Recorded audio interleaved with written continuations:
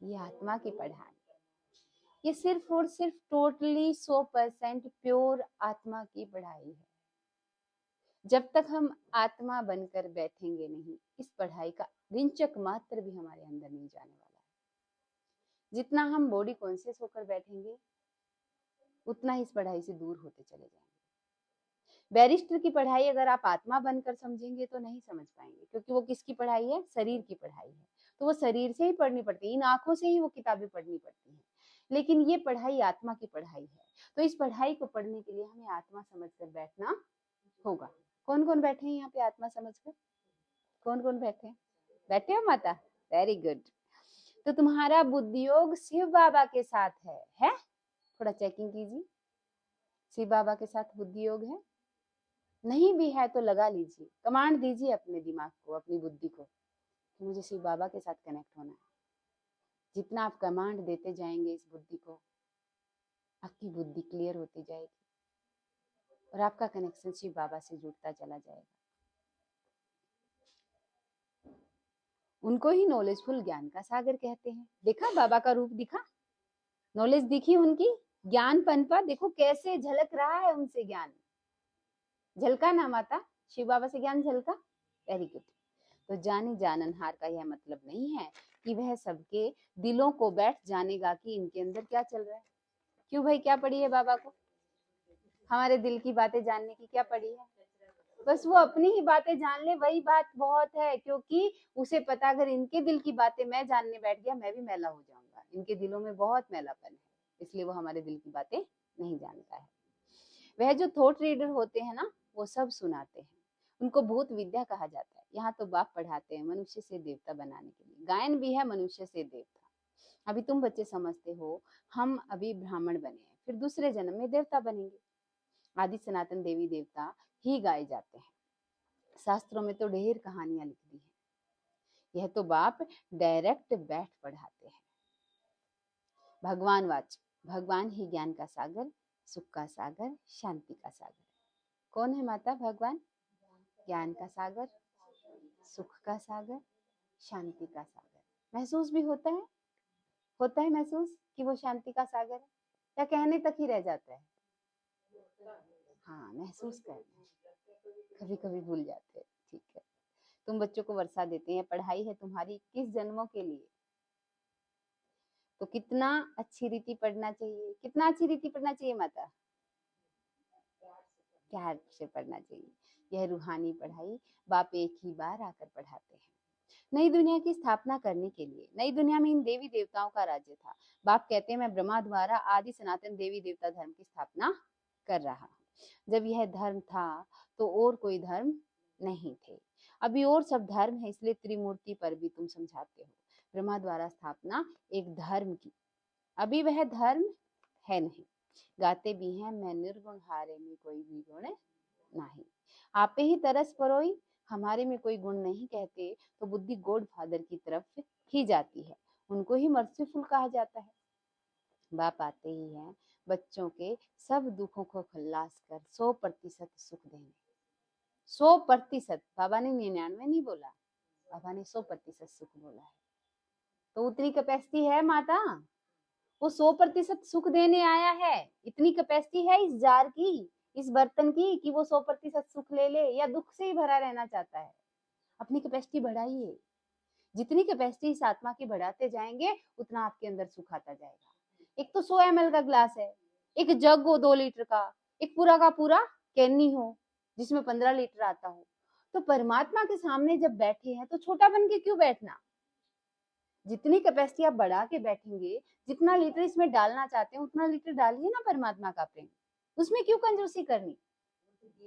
दे रहा है तो इस जो जार है इसको खुला रखिए, इसके ऊपर ढक्कन लगाकर नहीं बैठना है।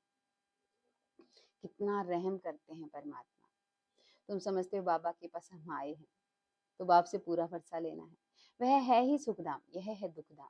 इस चक्र को भी अच्छी रीति समझना है। शांति धाम सुख धाम को याद करो तो अंतमति सो गति हो जाएगी।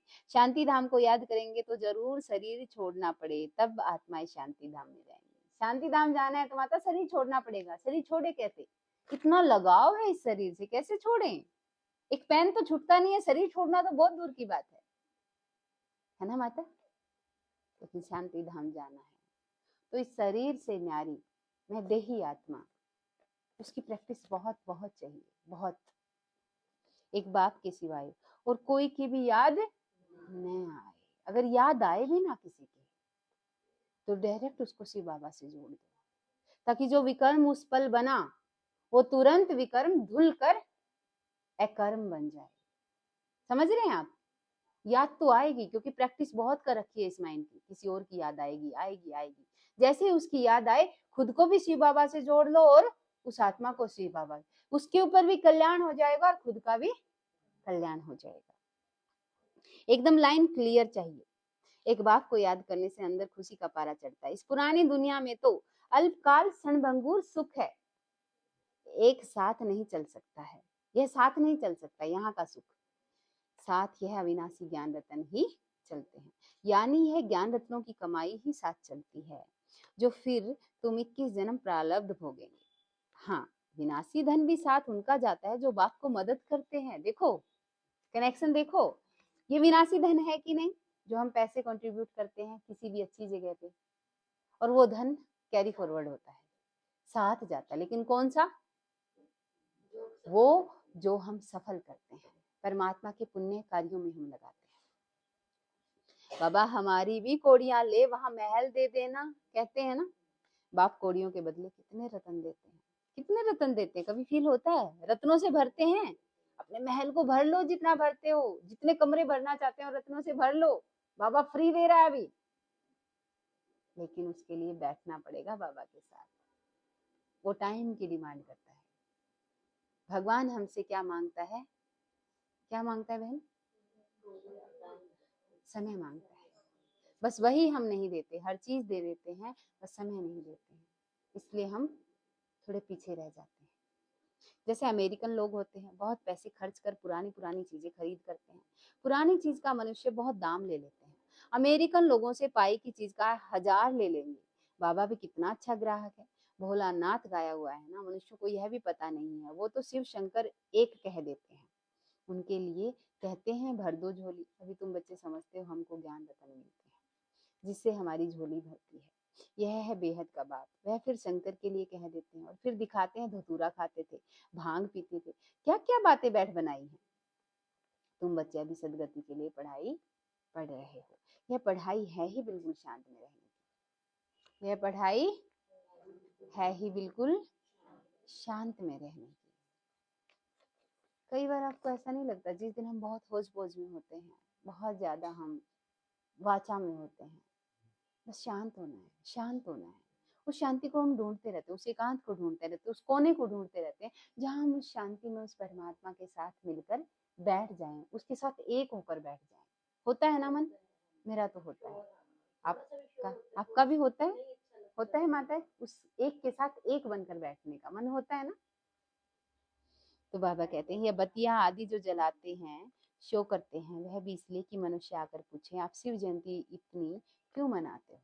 तो शिव जयंती हम मनाते हैं ताकि उससे सर्विस हो। जितनी हाई फाई हम शिव जयंती मनाएंगे, उतने ही लोग पूछेंगे भाई इतनी जोर शोर से आप शिव जयंती क्यों मनाते हो, उससे सर्विस होगी। शिव ही भारत को धनवान बनाते हैं ना। लक्ष्मी नारायण को स्वर्ग का मालिक किसने बनाया, यह तुम जानते हो। यह लक्ष्मी नारायण आगे जन्म में कौन थे? यह आगे जन्म में जगत अम्बा ज्ञान ज्ञानेश्वरी थी, जो फिर राज राजेश्वरी बनती है। अब पद किसका बड़ा है? देखने में तो यह स्वर्ग के मालिक है, जगत अम्बा कहाँ की मालिक थी? इनके पास क्यों जाते हैं? ब्रह्मा को भी 100 भुजा वाला, 200 भुजा वाला, 1000 भुजा वाला दिखाते हैं। क्यों? क्योंकि हम बाबा के बच्चे, उसकी भुजाएं। जितने बच्चे होते जाते हैं भुजाएं बढ़ती जाती हैं। जगदम्बा को भी लक्ष्मी से जास्ती भुजाएं दी हैं। उनके पास ही जाकर सब कुछ मांगते हैं, बहुत आशाएं ले जाते हैं, बच्चा चाहिए, यह चाहिए। लक्ष्मी के पास कभी ऐसी आशाएं नहीं लेकर जाएंगे, उसके पास तो बस धन की आशा लेकर जाते हैं। लेकिन जगत अम्बा के पास हर आशा लेकर, क्योंकि माँ के पास सारी इच्छाएं पूरी होती हैं इंसान की। वह तो सिर्फ धनवान है। कौन? लक्ष्मी। जगत अम्बा से तो स्वर्ग की बादशाही मिलती है। यह भी किसको पता नहीं है जगदम्बा से क्या मांगना चाहिए। ये तो पढ़ाई है ना। जगदम्बा क्या पढ़ाती है? राजयोग, इसको कहा ही जाता है बुद्धि योग। तुम्हारी और सब तरफ से बुद्धि निकल एक बाप से लग जाती है। ट्राई करें, ट्राई करें, हर जगह से बुद्धि योग हटाइए, बस एक बाप से बुद्धि योग लगे। देखते हैं, 1 मिनट, पूरा 1 मिनट, कुछ भी याद ना आए, कुछ भी, बस एक बाप से बुद्धि योग लगा रहे। उसका सुकून, उसका ही आनंद, उसका ही प्रेम आपको अनुभव होता रहे, उसका ही नूर आपके ऊपर बरसता रहे, उसकी रूहानियत, उसकी दिव्यता आपके ऊपर बरसती रहे। आप उसके प्रेम में डूबते ही चले जाएं, उसके स्नेह में डूबते ही चले जाएं। वो दिव्य ज्योति बस चमकता हुआ दिखाई दे, बस वही नजर आए।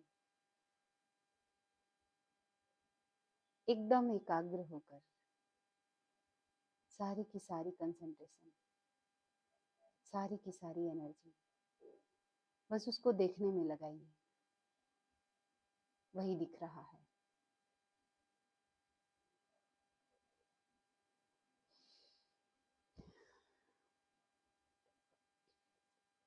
बुद्धि तो अनेक तरफ भागती है ना।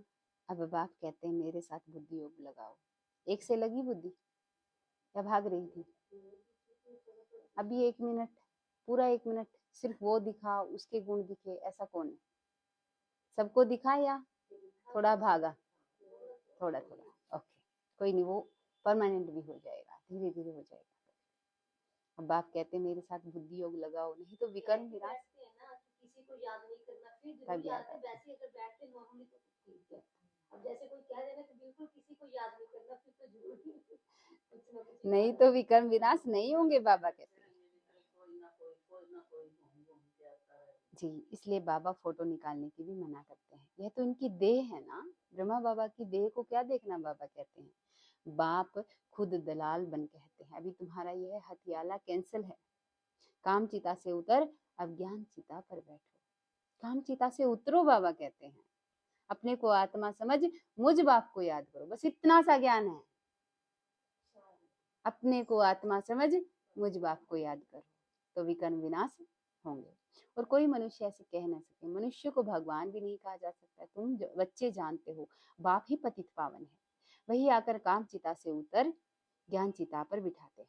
वही हमें काम चिता से उतार कर ज्ञान चिता पर बिठाते हैं। वह है रूहानी बाप।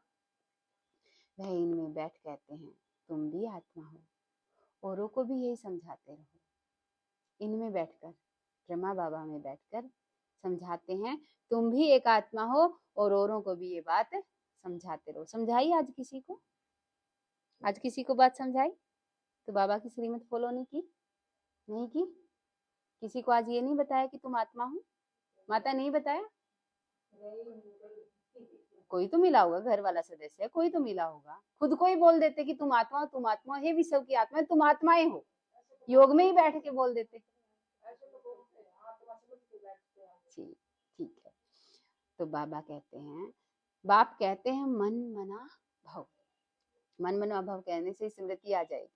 इस पुरानी दुनिया का विनाश भी सामने खड़ा है। बाप समझाते यह है महाभारी महाभारत लड़ाई। कहेंगे लड़ाई तो विलायत में भी होती है, फिर इसको महाभारत लड़ाई क्यों कहते हैं? भारत में ही यज्ञ रचा हुआ है, इनसे ही विनाश ज्वाला निकली है। तुम्हारे लिए नई दुनिया चाहिए तो मीठे बच्चे, पुरानी दुनिया का तो जरूर विनाश होना चाहिए ना। देखो ये कितनी सुंदर बात मीठे बच्चे कह रहा है बाबा। तो इस लड़ाई की जड़ यहाँ से निकलती है। इस रुद्र ज्ञान यज्ञ से महाभारी लड़ाई विनाश ज्वाला प्रज्वलित हुई। भले शास्त्रों में लिखा हुआ है, परंतु किसने कहा यह नहीं जानते हैं। अभी बाप समझा रहे हैं कि नई दुनिया के लिए तुम्हें कैसे कैसे कर्म करने हैं, कैसे कैसे संकल्प क्रिएट करने हैं। अभी तुम राजाई लेते हो, तुम देवी देवता बनते हो। बनते हैं क्या? चेहरे पे स्माइल तो देवी देवता वाली नहीं है। लाना एक बार, देवी देवता बन रहे हैं। वो रूहानियत, वो नूर, वो शांति, वो सुकून देवी देवताओं वाला परमानेंट होना चाहिए इस चेहरे पे, कि मैं देवी देवता बन रही हूँ तुम्हारे राज्य। नहीं तो फिर कभी देवी देवता और कभी चंडाल, कभी देवी देवता कभी चंडाल, ऐसे हमारे रूप होंगे वहां पे, क्योंकि बहुत जन्म लेने हैं ना, 21 जन्म लेने हैं। कभी दास दासी वाला रूप आएगा तो कभी देवी देवता का वो वाला रूप, राजा रानी वाला। तो अभी से डिसाइड करो आपका चेहरे पे क्या होना चाहिए, राजा वाला नूर होना चाहिए, रानी वाला नूर, या दास दासी वाला नूर। जितनी मुस्कान होगी चेहरे पे उतना ही राजा की तरफ बढ़ते चले जाओगे, उतना ही आपका महारानी की तरफ पद बढ़ता चला जाएगा। तुम्हारे राज्य में और कोई भी होना नहीं चाहिए। डेविल वर्ल्ड विनाश होता है, बुद्धि में याद रहना चाहिए। कल हमने राज्य किया था, बाप ने राज्य दिया था, फिर 84 जन्म लेते आए, अभी फिर बाबा आया हुआ है। तुम बच्चों में यह तो ज्ञान है ना, बाप ने यह ज्ञान दिया है। जब डीटी धर्म की स्थापना होती है तो बाकी सारे डेविल वर्ल्ड की विनाश हो जाता है। यह बाप बैठ ब्रह्मा द्वारा सब बातें समझाते हैं। ब्रह्मा भी शिव का बच्चा है, विष्णु का भी राज समझाया है कि ब्रह्मा सो विष्णु, विष्णु सो ब्रह्मा बनता है। अभी तुम समझ गए हो, हम ब्राह्मण हैं फिर देवता बनेंगे, फिर 84 जन्म लेंगे। यह नॉलेज देने वाला एक ही बाप है, तो फिर कोई मनुष्य से यह नॉलेज मिल कैसे सकती है। इसमें सारी बुद्धि की बात है। बाप कहते हैं कि और सब तरफ से बुद्धि तोड़ो, ऑर्डर है बाबा का, ऑर्डिनेंस है, और सब तरफ से बुद्धि तोड़ो। बुद्धि ही बिगड़ती है, क्योंकि विजन तो बुद्धि में बनते हैं ना, और एनर्जी विजन में होती है। बाप कहते हैं मुझे याद करो तो विकर्म विनाश होंगे। गृहस्थ व्यवहार में भल रहो। एम ऑब्जेक्ट तो सामने खड़ी है ना, जानते हो हम पढ़कर यह बनेंगे। तुम्हारी पढ़ाई है ही संगम युग की। अभी तुम न इस तरफ के हो न उस तरफ के हो, तुम बाहर हो। बाप को खिवैया भी कहते हैं, गाते भी हैं हमारी नैया पार ले आओ, ले जाओ। इस पर एक कहानी भी बनी हुई है। कोई चल पड़ते हैं, कोई रुक जाते हैं। अब बाप कहते हैं मैं इस ब्रह्मा के मुख द्वारा बैठ सुनाता हूँ। दिखा ब्रह्मा का मुख, दिखा वो ज्योति स्वरूप परमात्मा चमकता हुआ कि उसके मुख से समझा रहा है। ब्रह्मा कहाँ से आया बहन? बाबा के मुख से। प्रजापिता तो जरूर यहाँ चाहिए ना, मैं इनको अडॉप्ट करता हूँ, इनका भी नाम रखता हूँ। तुम भी ब्रह्मा मुख वंशावली ब्राह्मण हो, जो कलयुग के अंत में है, फिर वही सतयुग आदि में जाएंगे। तुम ही पहले पहले बाप से अलग हो, पाठ बजाने आए हो।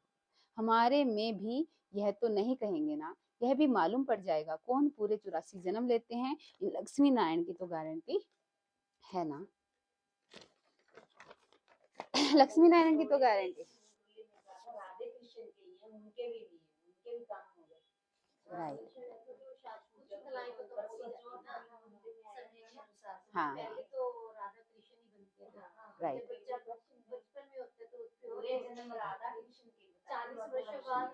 हाँ हाँ, 3 दिन पहले की मूवी, राइट।